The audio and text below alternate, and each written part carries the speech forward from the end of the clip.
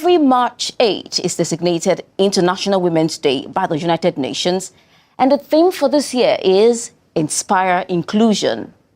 In a world where gender inequality remains a big deal despite efforts to blur gender gaps and promote equal opportunities, Just Nigeria's Wale Fakile tells the story of some Nigerian women who are not just breaking new frontiers in their chosen professions, but are inspiring other women to succeed.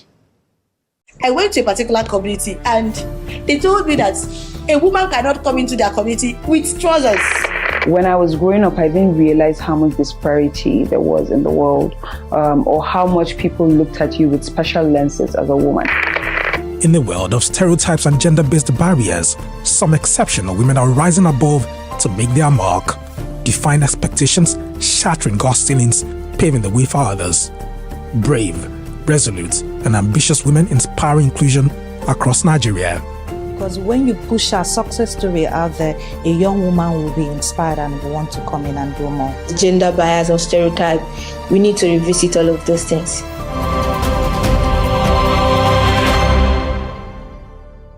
Nigeria is diverse and rich in potentials, but women have long faced inequalities and challenges. Despite comprising roughly half of the population, Nigerian women continue to grapple with limited access to opportunities. The statistics reveal a stark reality. In 2003, the Gender Gap Index ranked Nigeria 130th out of 146 countries, highlighting the urgent need for change. This gap is particularly evident in key sectors of the economy, such as technology, politics, agriculture, and entrepreneurship. Some women are taking the bull by the horns to change that narrative. Farida Yahya is a social entrepreneur with an in-depth understanding of the unique challenges faced by women in starting and growing their businesses. A lot of women start their businesses off as projects of passion, or sometimes just to add to their household income. And once they do that, they realize that they need more skills to be able to make the business, more formidable in the very, very challenging market. Over the past 10 years, Farida has assisted female founders from underserved communities to build scalable businesses. Her passion for enterprise development has seen her impact more than 3,500 women and 1,000 startups. I decided, okay, let me now teach what I have learned, right? Give back to the community. And that's how it started. So people will call me, it will just start with, so what do you think about this? Before you know it, I'm doing 1 hour, 2 hour consultations on the phone. And I was like, maybe I should start teaching this as a class instead. So I went back, did some research, and actually designed a curriculum. And I started teaching. A 2021 Mandela Washington Fellow, Farida is founder of Learning Hub for female-owned startups in Abuja, the Nigerian capital, and a career mentor for the I Am Nigeria initiative, where she mentors more than 200 young girls. My happiest moment is always when people come back to me and excited, and they're like, it worked, right? Whatever I taught them worked. That's just the high point of everything for me.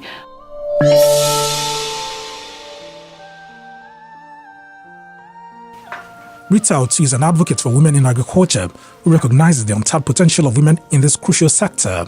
The major factors that women are facing in agribusiness, one is access to land, because we still have some culture that don't allow women to inherit land, because without land, basically, you can't farm over here. And then other challenges like access to markets, because agricultural goods are perishable. An agricultural economist passionate about inclusion and women's rights. Rita's vision is to eradicate food insecurity using a community-based approach. I grew up as a young girl watching my parents go to the farm, and then I was inspired to study agriculture at the University of Calabar, where I proceeded to the University of Manchester, where I had more knowledge to come back and make a change. And basically, I've observed that we don't really have young people in agribusiness because they feel agriculture is dirty. So I decided to make a change by encouraging young girls to come in as agricultural scientists. She is the founder of an NGO set up to encourage young girls in agriculture in Akwa Ibom, South Nigeria. Rita's work with farming communities and women saw her nominated for the Robert Burns Humanitarian Award 2024. We've been able to impact lives of more than 50,000 women farmers. What we do is during our Soriwa Cassava Festival, we give these women cassava stems and the tubers. We encourage them to grow, eat our cassava, sell it, and then be able to pay school fees for their children. So the feedback that we receive from these women farmers is awesome.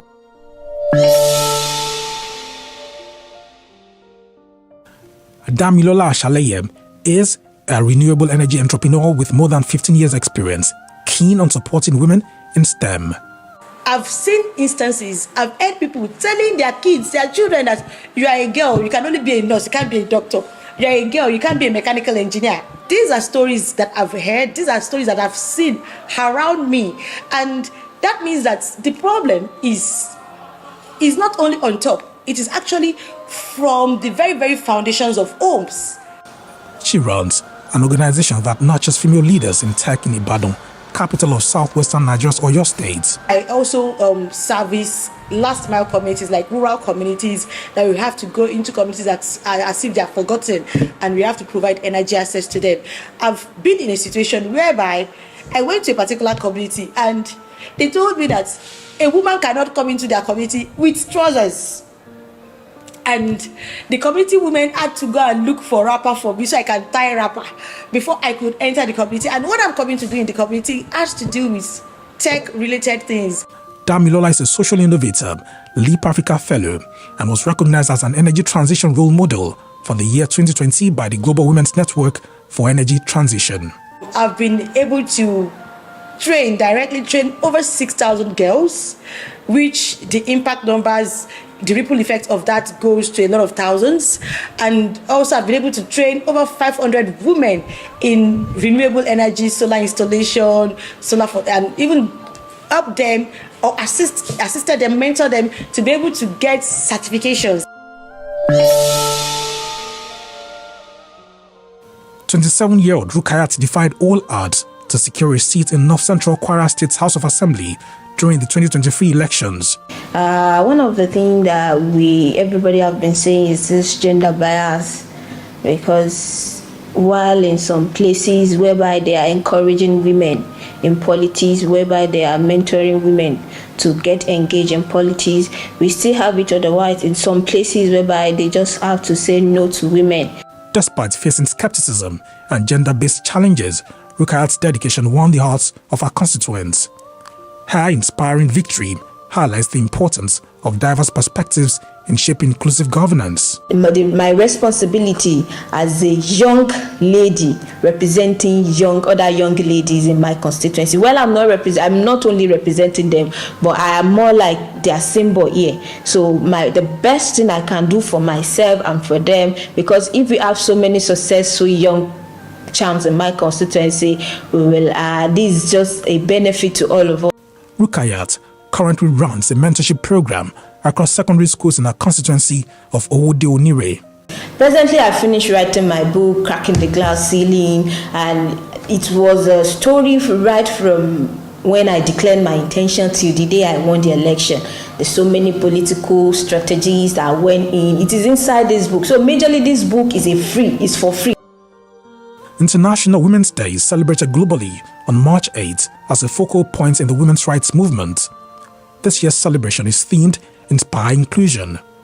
As Nigeria celebrates with the rest of the world, these women stand as powerful examples of women changing the landscape. We need policies that are people-driven. We need policies that would actually sit down and research and talk to these women and understand exactly where their points of needs are. For us to ensure inclusion in agribusinesses, we have to do what is called agricultural reforms in school. Like I started Arise Advocacy. Arise means agricultural reforms in schools and engagement. If you're a girl or you're a boy, there should be inclusiveness. There should be equity. A more inclusive and equitable society where women have the opportunity to thrive is key. With the current socio-economic challenges in Nigeria, this shift in mindset and policy is more important now than ever. Wale Fakile, Gist Nigeria. Do all you can to inspire inclusion wherever you find yourself. Are you inspiring inclusion in your space? Share your story with us on X at Gist Nigeria TV. We would like to hear from you.